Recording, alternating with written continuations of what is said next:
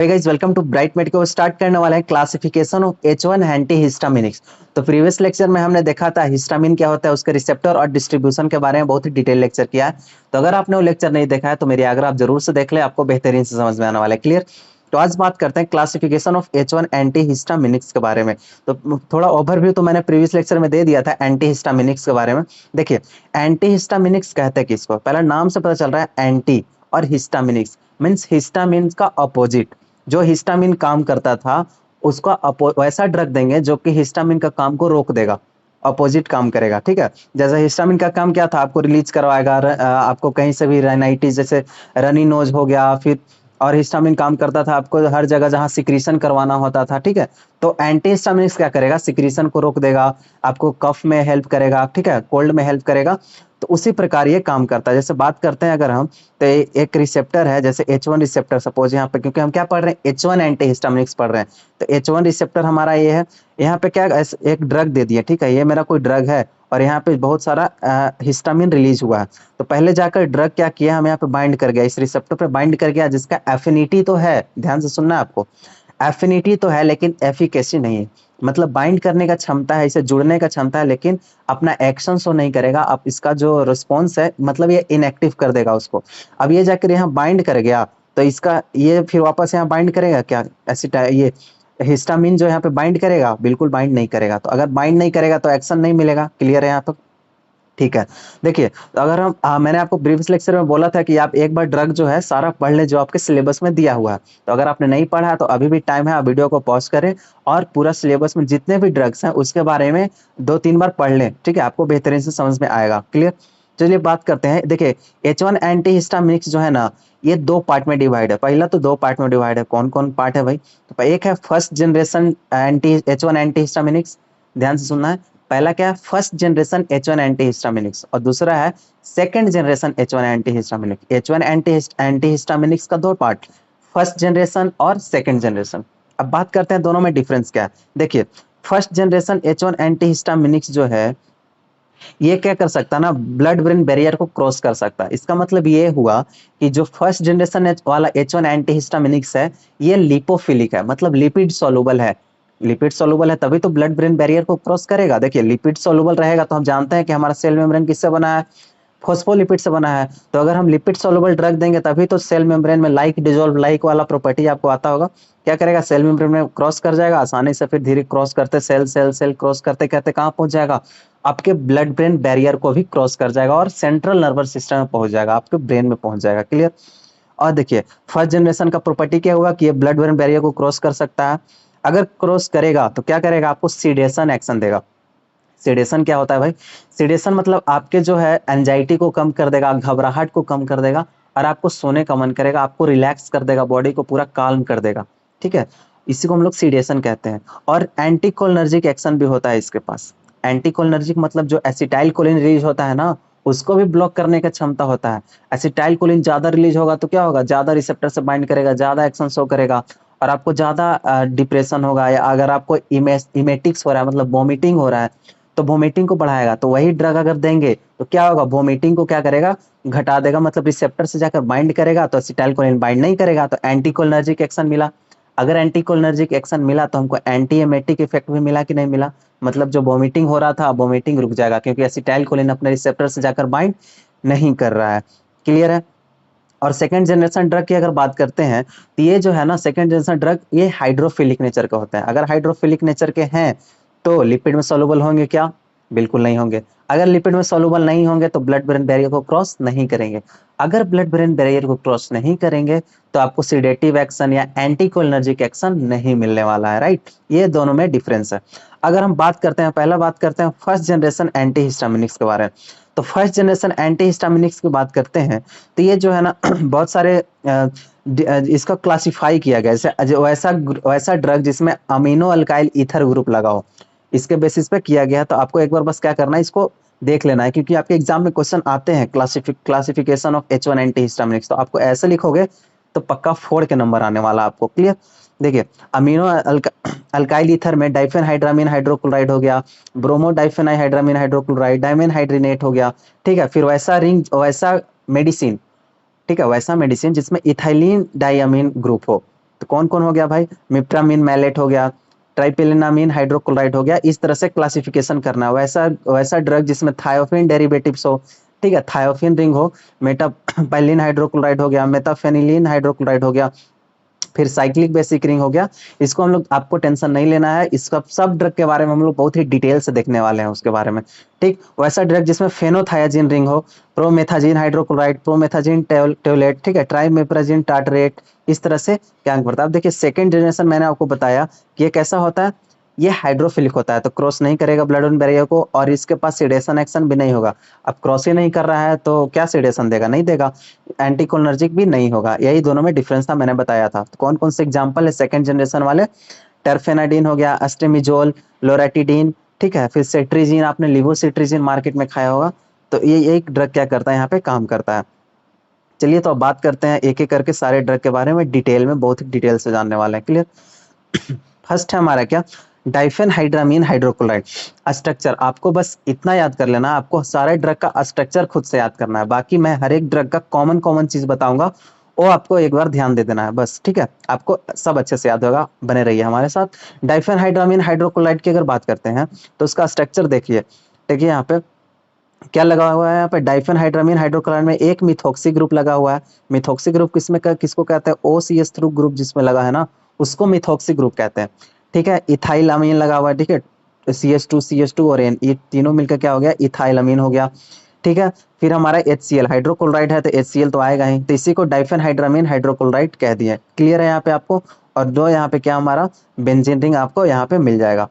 अब इसका सिंथेसिस देखते हैं। हम सिंथेसिस क्यों देख रहे हैं, क्योंकि आप देखोगे सिलेबस में तो इस ड्रग के ऊपर स्टार मार्क लगा हुआ है, जिस ड्रग के ऊपर स्टार मार्क लगा उसको आपका सिंथेसिस भी पढ़ना है, ध्यान देना इस बात को। देखिए अगर ध्यान से देखेंगे तो डाइफेनाइल मीथेन, दो फेनाइल ग्रुप लगा हुआ है, और CH2 मीथेन, CH2 को क्या कहते हैं, मीथेन कहते हैं। तो CH2 के साथ दो फेनाइल ग्रुप लगा है, तो डाइफेनाइल मीथेन हुआ कि नहीं, हो गया। अब इसको हम ब्रोमीन के प्रेजेंस में और लाइट के प्रेजेंस में रिएक्ट कराएंगे, तो क्या बनेगा हमारा, डाइफेन ब्रोमो इथेन बनेगा, ठीक है। क्या बनेगा हमारा, डाइफेन ब्रोमो मीथेन।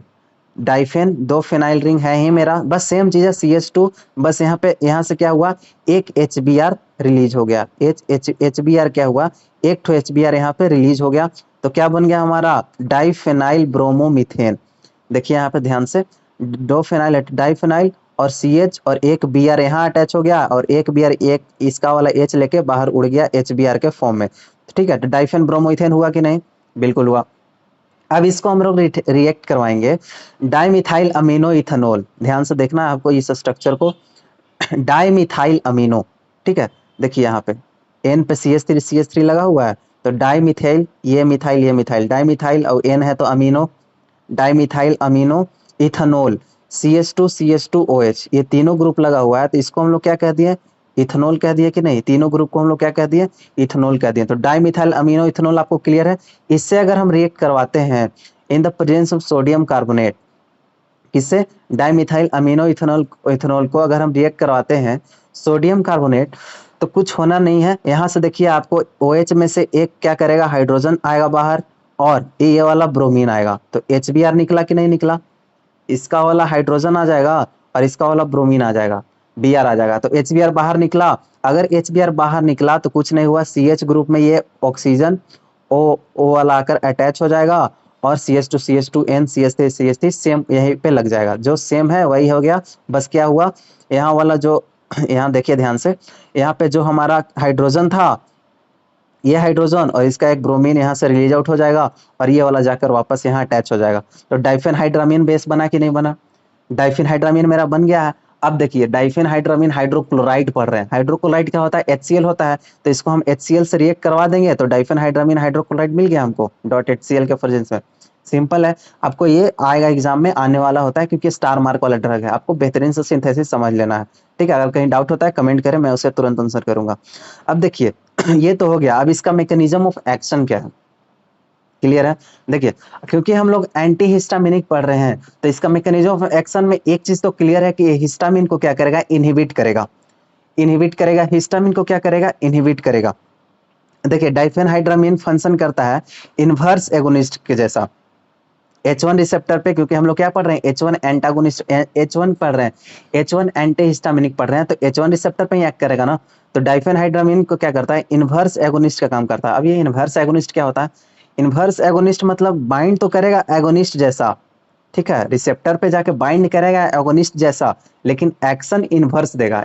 इनवर्स मतलब उल्टा, एगोनिस्ट जैसा बाइंड किया, ठीक है, एगोनिस्ट है भैया, एकदम सेम स्ट्रक्चर, उसी के जैसा स्ट्रक्चर रहेगा, जाकर रिसेप्टर से जाकर आराम से बाइंड भी कर जाएगा, लेकिन इसका एक्शन जो है ना एकदम उल्टा होगा, इनवर्स होगा, जो पहले मिलता था उसके इनवर्स होगा, इसीलिए इसको इनवर्स इनवर्स एक्शन की तरह H1 रिसेप्टर का काम करता है। अगर इनवर्स काम करेगा, इसका मतलब ये हुआ कि ये जो हिस्टामिन का इफेक्ट था उसको रिवर्स कर दिया, ठीक है, और रिड्यूसिंग द, इसका आपको थोड़ा ऐड करना होगा, reducing the production of histamine, histamine का प्रोडक्शन क्या करेगा, घटा देगा, ऑफ कोर्स बात है। आपको प्रॉपर्टीज याद रख भी सकते हो, नहीं रख सकते हो, ये टोटली आपके ऊपर डिपेंड करता है।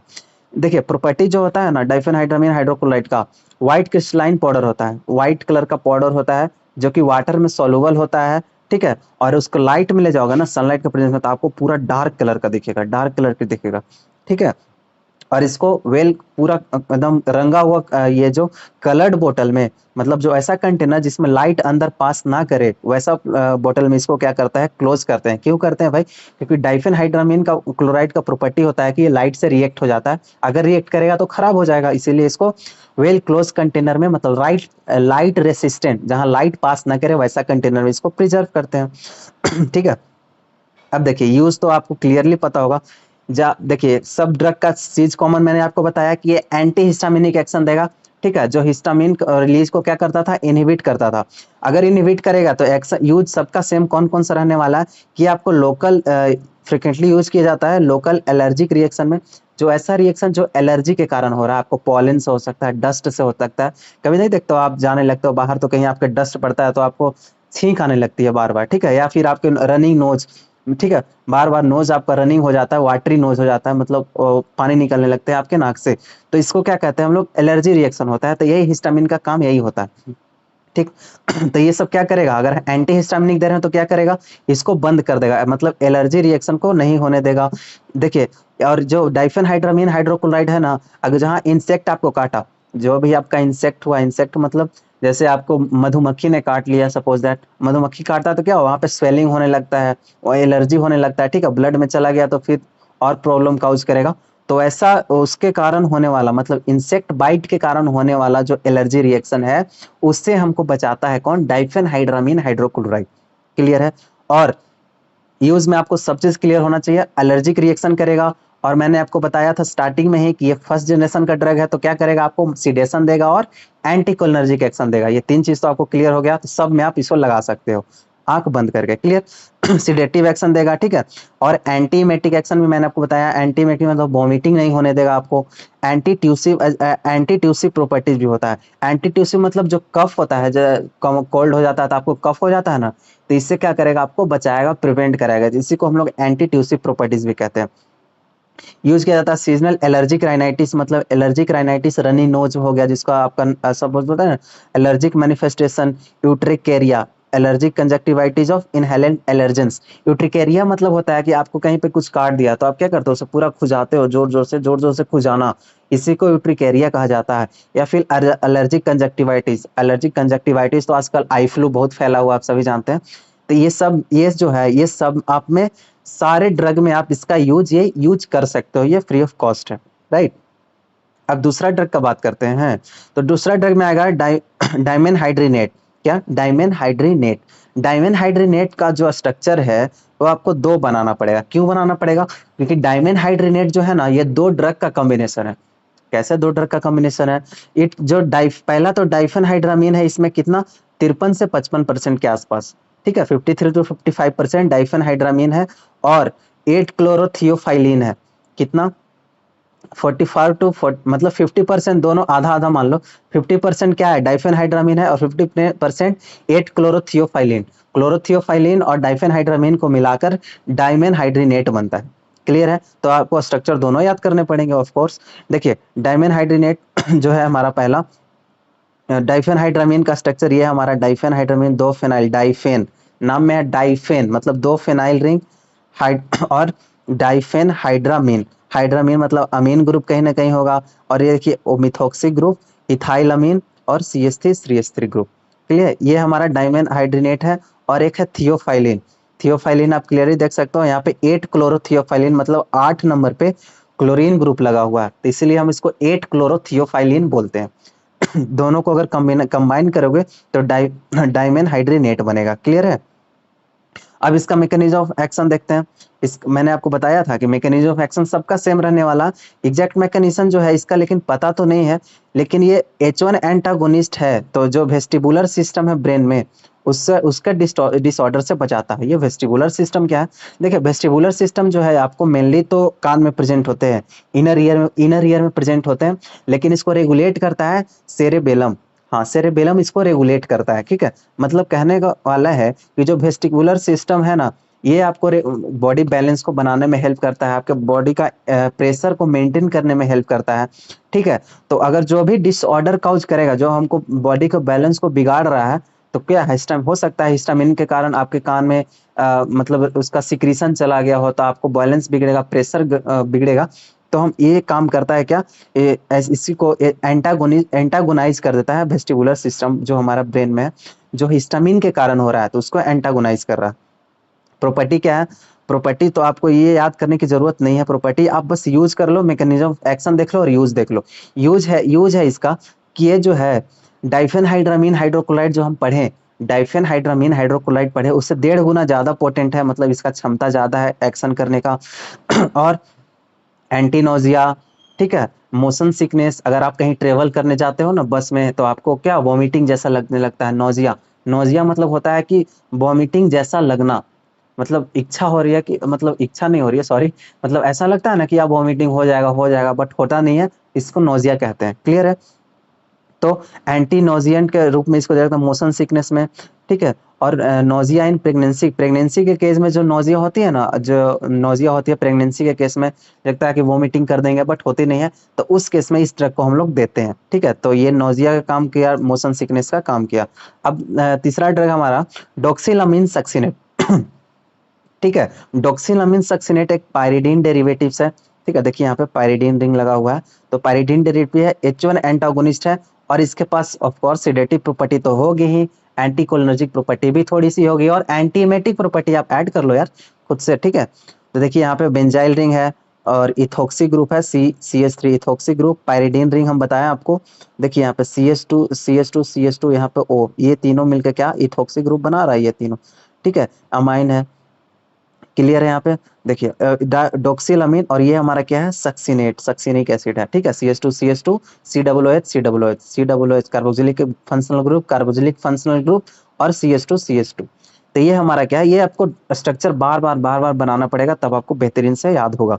क्लियर। मैकेनिज्म ऑफ एक्शन की अगर हम बात करते हैं तो जो डॉक्सिलामिन है ये एंटीहिस्टामिनिक है, H1 एंटीहिस्टामिनिक है, तो क्या शो करेगा, एंटीहिस्टामिनिक प्रॉपर्टी शो करेगा ना, और सीडेटिव इफेक्ट शो करेगा क्योंकि एक्ट करता है H1 रिसेप्टर पे, ये एंटोकोनाइज करता है एसिटाइल कोलिन रिसेप्टर को, तो वही चीज हो गया, एंटीकोलिनर्जिक इफेक्ट भी शो करेगा, एंटीहिस्टामिनिक और एंटीकोलिनर्जिक इफेक्ट शो करेगा, और सीडेटिव इफेक्ट शो करेगा। बस यही है इसका मैकेनिज्म ऑफ एक्शन। यूज बताइए, यूज जो है आप बता दो यूज भाई। ये रिलीव करेगा सिम्टम्स ऑफ जो एलर्जी के सिम्टम्स है, जो कि आपको हे फीवर होते हैं या फिर कॉमन कोल्ड होते हैं। ठीक है, जो हमारा हे फीवर या फिर कॉमन कोल्ड, हे फीवर क्या होता है, एलर्जी होता है, एलर्जी जिसके कारण हो सकता है पॉलन ग्रेन्स जो होते हैं हमारे, मेनली ज्यादातर पॉलन के कारण आपके नाक में अगर आप इनहेल कर लेते हो तो एलर्जी जो होता है आपको, जो थ्रोट गला को आपको, ठीक है, आपको माउथ को गला को जो है इफेक्ट करता है, वहां पे क्या करेगा, सिक्रीशन बढ़ा देगा, म्यूकस का सिक्रीशन बढ़ा देगा, इसको हम लोग हे फीवर कहते हैं।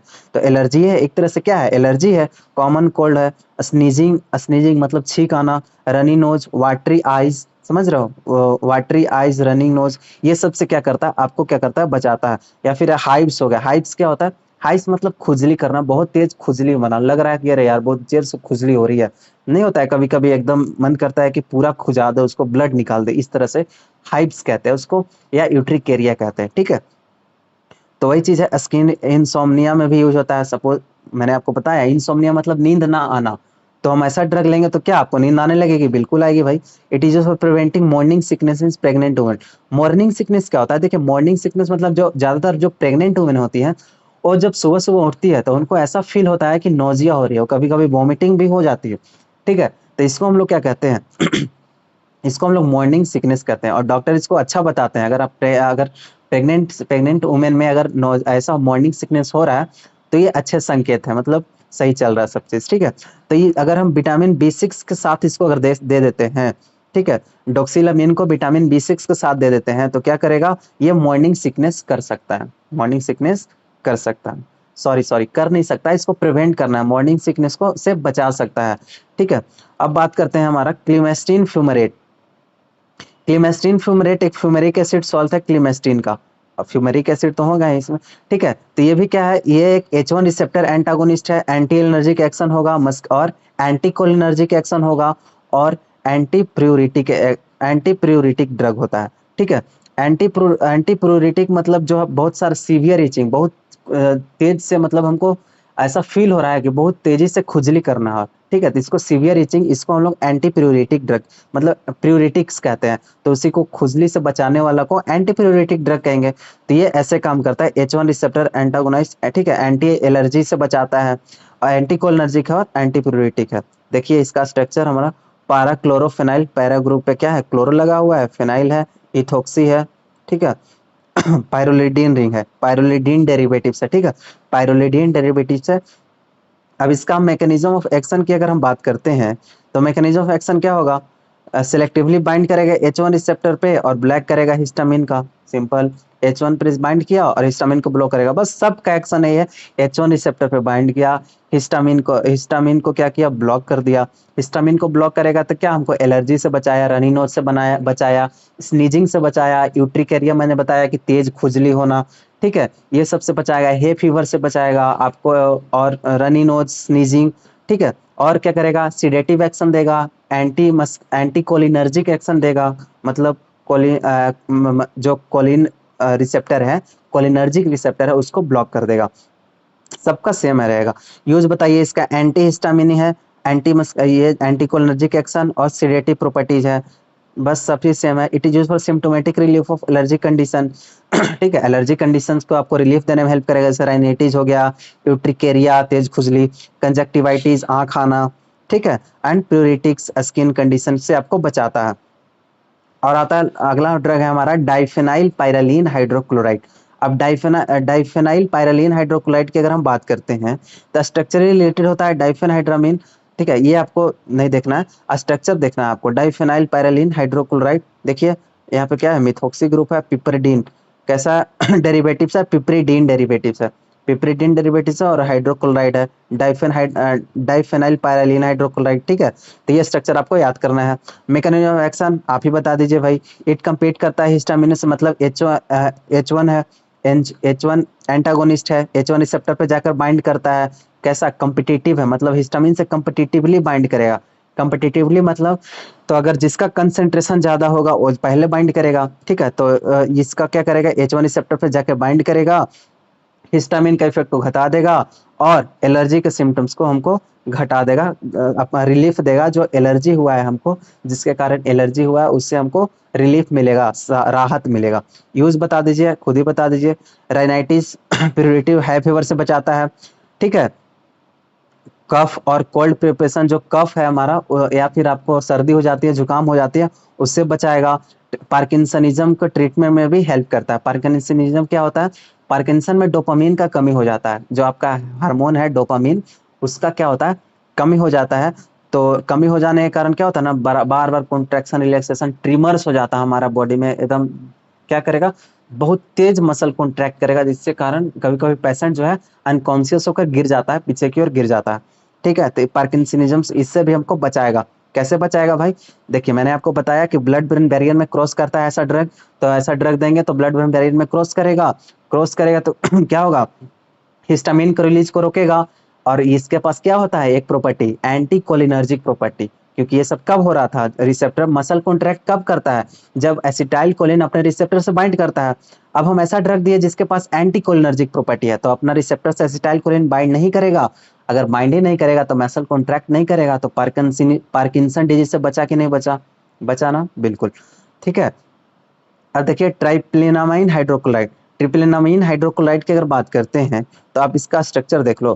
पहला बेंजाइल CH2 बेंजीन रिंग और CH2 लगा हुआ तो बेंजाइल हो गया, इथाइल ग्रुप हो गया इसमें ठीक है। पायरिडीन डेरिवेटिव है तो पायरिडीन 2 अमीन, क्योंकि सेकंड पोजीशन पे क्या है N ग्रुप है तो इसलिए पायरिडीन 2 अमीन हो गया। और hydrochloride HCl। Mechanism of action बताने का जरूरत नहीं है, बाइंड करता है H1 रिसेप्टर पे, ब्लॉक करता है हिस्टामिन को। इंडोजिनस हिस्टामिन क्यों कहा दिया यहाँ पे, वैसा हिस्टामिन जो कि आपके बॉडी के अंदर से आ रहा हो, बॉडी में बन रहा हो और वहीं पे क्या हुआ हिस्टामिन वहाँ काम कर रहा है, तो उसको क्या करेगा, मतलब वही चीज आपको याद रखना है कि ब्लॉक करता है हिस्टामिन को ब्लॉक कर देता है और हमारा जो सिम्टम्स है उससे बचाएगा एलर्जी से। ट्रीट करता है upper respiratory tract cause due to illness and hay fever. देखिए इसको जुकाम सर्दी हो गया है तो इससे हमको क्या करेगा, बचाएगा।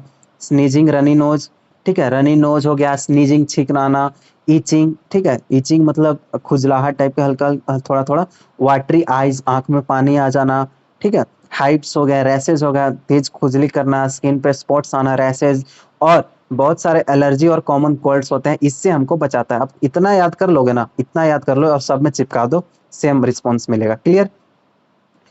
क्लोरसाइक्लिजिन हाइड्रोक्लोराइड की अगर बात करते हैं तो क्लोरसाइक्लिजिन हाइड्रोक्लोराइड फर्स्ट जनरेशन एंटीहिस्टामिनिक है, ठीक है। स्ट्रक्चर देख लो इसका भाई, पारा क्लोरोफेनाइल, क्योंकि ऑर्थो मेटा और पैरा, पैरा पे क्लोरो ग्रुप लगा हुआ है, बेंजाइल ग्रुप लगा हुआ है CH के साथ, और पिपराजीन डेरिवेटिव है, पिपराजीन NN दो तरफ NN लगा हुआ है और एक CH3, तो इसको पिपराजीन कहते हैं स्ट्रक्चर तो आपको भाई याद करना पड़ेगा, ये तो मैं याद नहीं करवा पाऊंगा, ठीक है।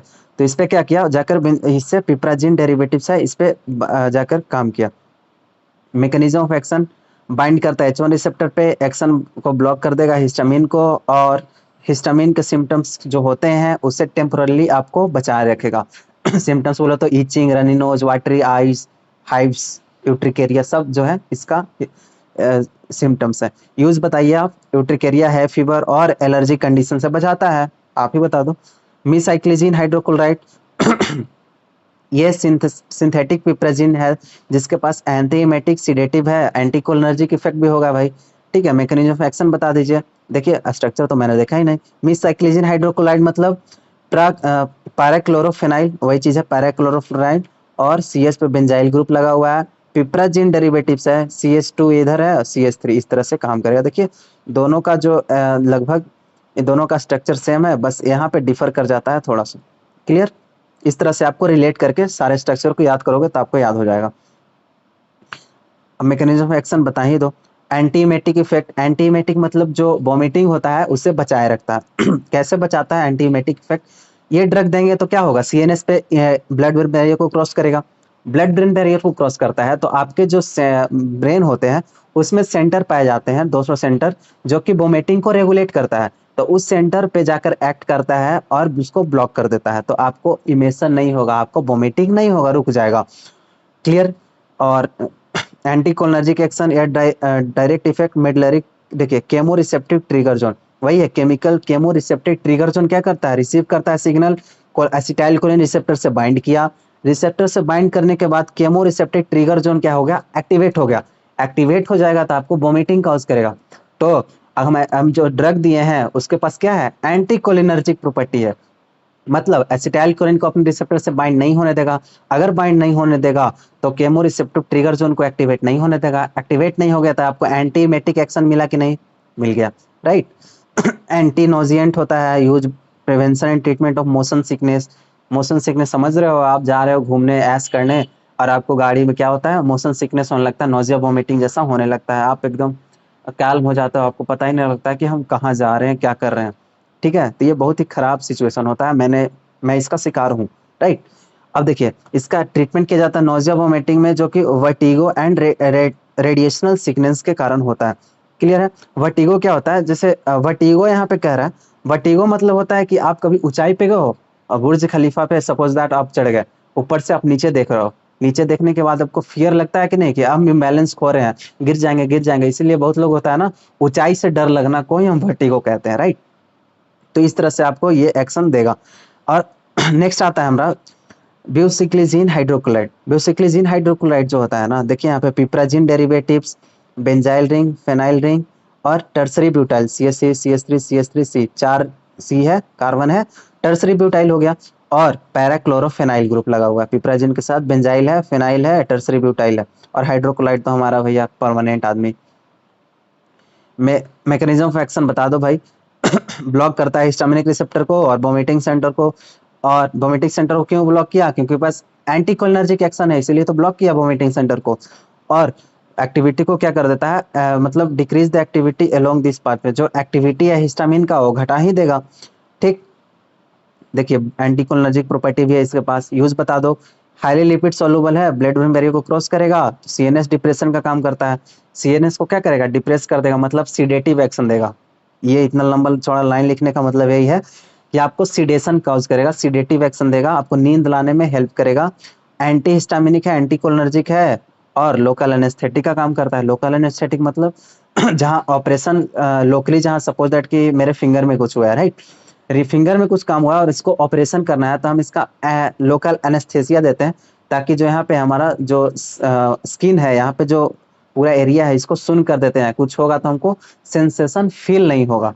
सेंसेशन फील मतलब जो हमारा दर्द होगा, जिसके कारण सिक्रीशन होगा, जो हमको सिक्रीशन नहीं चाहिए जब हम ऑपरेशन कर रहे होते हैं, तो उस तरह पे एक्ट करेगा और उसको रोक देगा।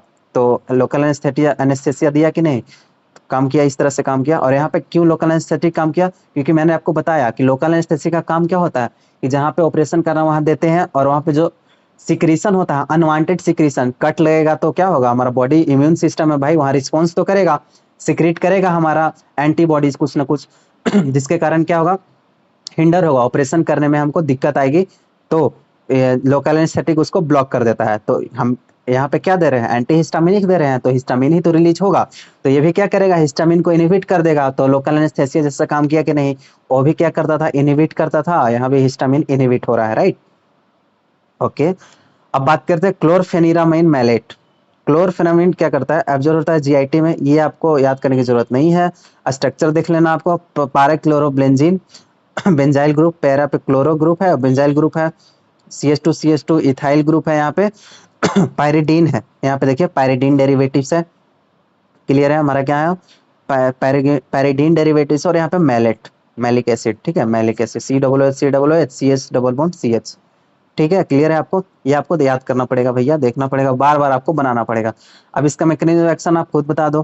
Chlorpheniramine typical H1 receptor antagonist है।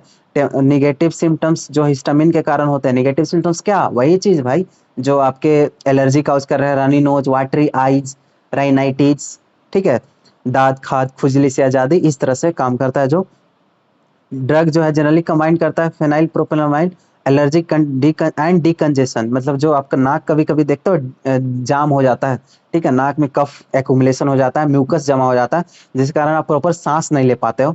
तो डिकंजेशन जो क्या करेगा? ये नाक नोज को क्लियर करने में हेल्प करेगा, ताकि आप आसानी से सांस ले सको।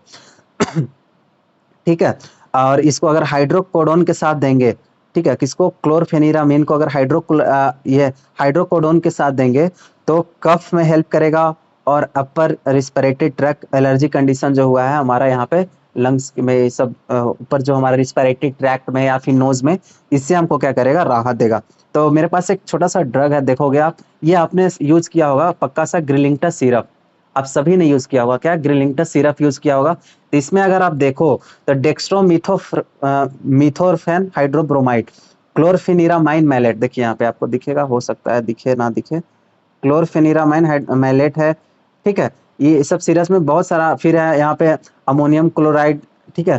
तो डेक्स्ट्रोमिथोफेन, क्लोरफेनिरामाइन मैलेट, इस तरह से इसका कॉम्बिनेशन है, जो कि हम लोग अभी पढ़ रहे हैं, ठीक है। तो पढ़ रहे हैं तो क्या हुआ? कफ में हेल्प करेगा, ये भी हम कफ में हेल्प करेगा, तो आसानी से क्या होगा? हमको एक्शन मिलेगा। क्लियर? तो अभी के लिए रहने देते हैं, आगे हम लोग नेक्स्ट लेक्चर में आगे प्रोसीड करेंगे। तो होप्स आपको ये लेक्चर समझ में आया होगा। अगर आप चैनल पे नए हैं तो सब्सक्राइब करके ही जाएं। क्लियर? अगर आपको इससे बेहतरीन यही क्वालिटी नोट्स चाहिए तो आप हमारे वेबसाइट पे विजिट कर सकते हैं www.brightmedico.com, जिसका लिंक आपको डिस्क्रिप्शन बॉक्स में भी मिल जाएगा। और तब तक पढ़ाई करते रहें। All the very best. Thank you.